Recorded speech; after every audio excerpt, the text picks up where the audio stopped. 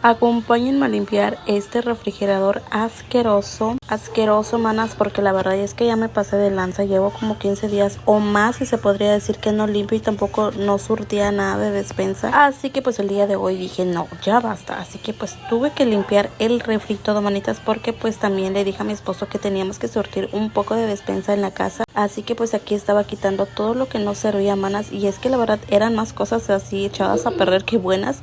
Y pues aquí no les grabé tampoco cuando estaba lavando y todo, manas, porque igual estaba cocinando y todo, pero pues aquí estaba guardando todas las cosas que apenas había comprado, manitas, y pues así quedó. Espero que te haya gustado este video. Bye.